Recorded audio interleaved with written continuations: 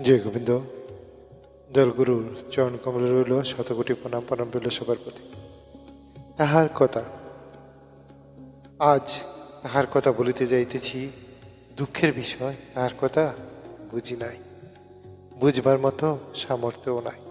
সেই মানুষটিকে যেমন সহজে ধরা যায় না, তার মুখের কথাও তেমনি শুনিয়া ধারণ করা যায় না।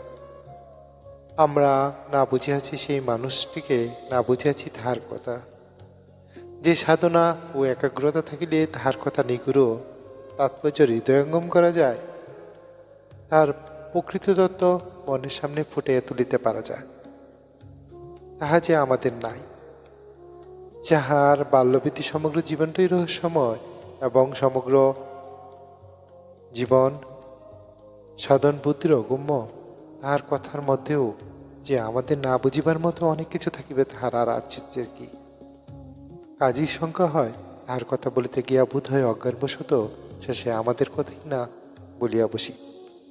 বুঝা না বুঝা লইয়া এত কেন?